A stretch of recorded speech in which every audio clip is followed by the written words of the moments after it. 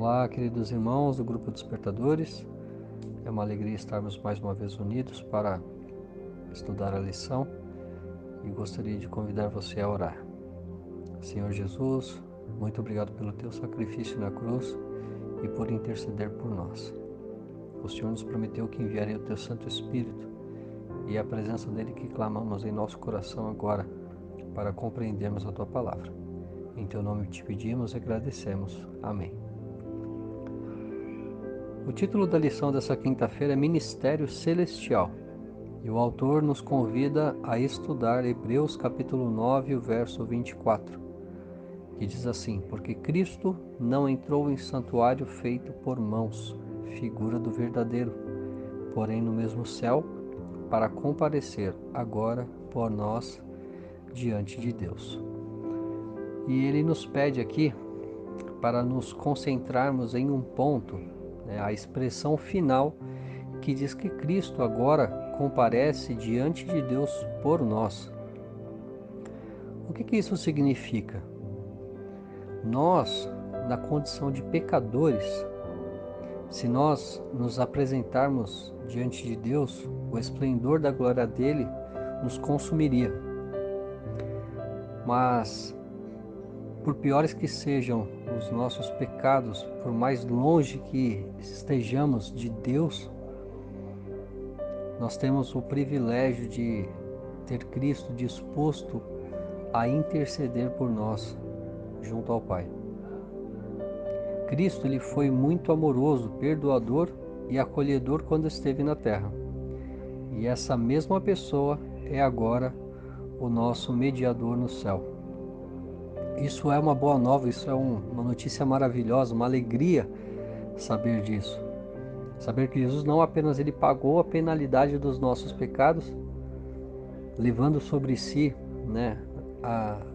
na cruz, os nossos pecados, como diz 1 Pedro 2,24, carregando ele mesmo em seu corpo sobre o madeiro os nossos pecados, para que nós, mortos para os pecados, vivamos para a justiça. Por suas chagas fostes sarados. Jesus, sendo Deus e homem, porém um homem perfeito, sem pecado, é o único que poderia fazer a ponte sobre o abismo entre a humanidade e Deus, que é causado pelo pecado. O ponto fundamental é que agora existe um ser humano que pode se identificar com todas as nossas provações, dores e tentações. E aqui pede para nós meditarmos em Hebreus capítulo 4, versos 14 e 15, que diz assim: tendo, pois, a Jesus, o Filho de Deus, como grande sumo sacerdote que penetrou os céus, conservemos firme a nossa confissão. Porque não temos sumo sacerdote que não possa compadecer-se das nossas fraquezas. Antes, foi ele tentado em todas as coisas, à nossa semelhança, mas sem pecado. Essa passagem me fez lembrar um hino do cantor Fernando Iglesias, chamado Anjos e Homens. E nesse hino, ele diz os seguintes versos: o que os anjos desconhecem e nunca saberão é andar só pela fé, mesmo em meio à escuridão. Anjos nunca poderiam descrever o que eu senti quando estava me perdendo e meu Deus tocou em mim. Logo mais na eternidade com os anjos viverei. Contarei o que não sabem e dirão o que eu não sei. O meu anjo vai dizer como Deus criou a luz e para ele vou contar como é ser salvo por Jesus. É lógico que a lição não está falando de anjos, está falando de Jesus. Mas é justamente os anjos, por mais que atuem em nossa vida, eles não sabem exatamente quais são os sentimentos que passam dentro de nós, quais são as aflições que existem dentro do nosso coração, e também a transformação e a alegria que é quando nós nos rendemos a esse Deus maravilhoso, a esse Deus de amor. Mas Jesus, ele sabe exatamente, porque ele veio a essa terra, viveu como homem, passou as mesmas dores e aflições que cada um de nós passa. Então ele tem propriedade para falar de tudo aquilo que nós vivemos. Ele conhece plenamente as nossas dores.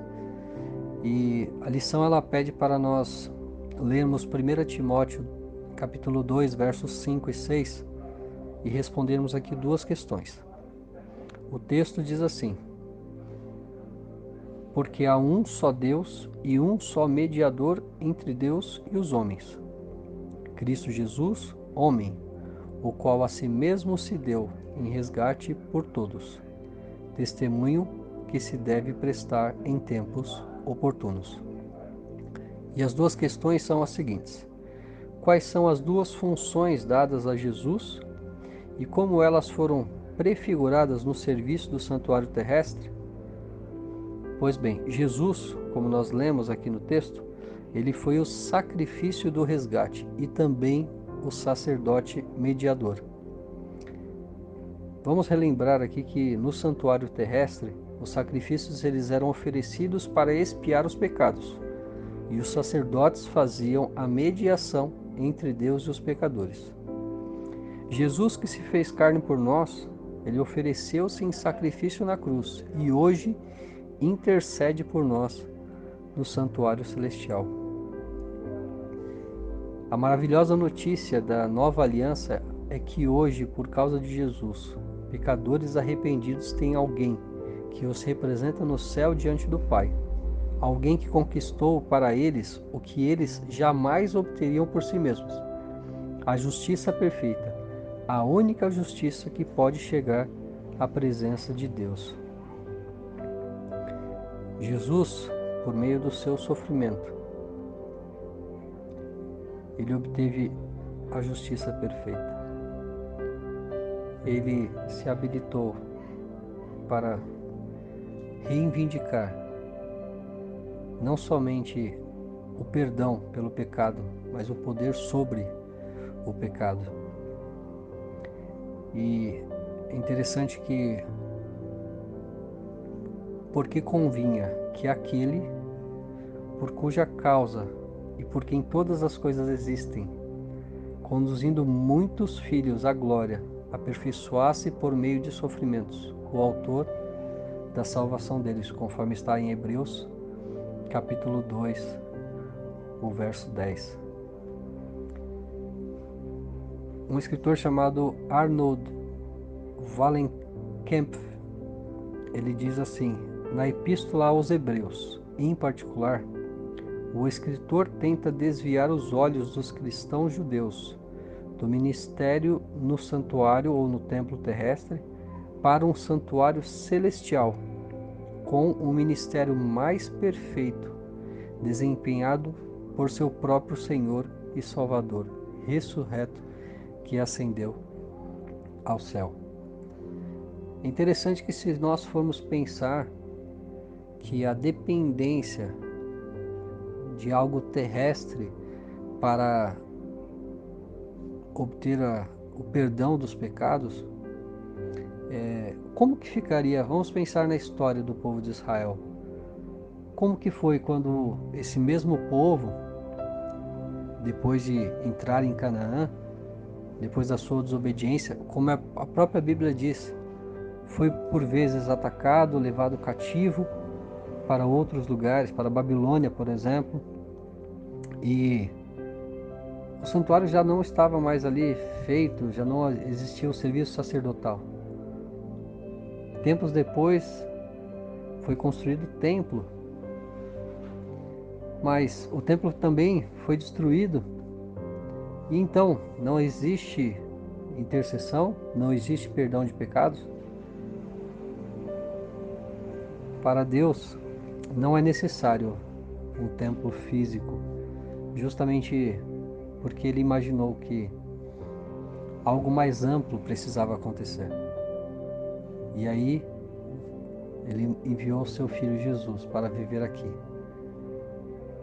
Viver uma vida perfeita, morrer por cada um de nós, ressuscitar, vencer a morte, vencer a condenação do pecado e se habilitar como Cordeiro perfeito em nosso lugar e nos oferecer de graça a sua justiça, a sua perfeição e as bênçãos daqueles que têm as vestes lavadas no sangue do Cordeiro. Não é mais necessário um santuário terrestre. O santuário do céu, Satanás de maneira alguma, nação alguma pode destruir. Por isso que ele é ainda mais perfeito.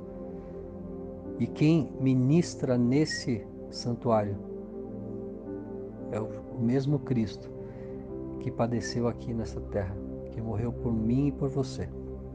É uma boa nova, uma notícia maravilhosa, que nós realmente não podemos guardar para nós.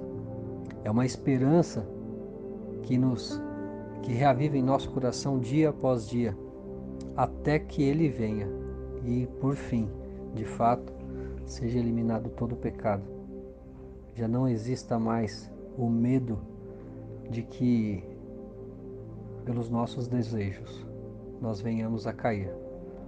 Mas Ele nos dará para sempre a alegria de estar na presença desse Deus, de retomar o relacionamento direto, assim como era com Adão lá no Éden. Quer você viver essa maravilha?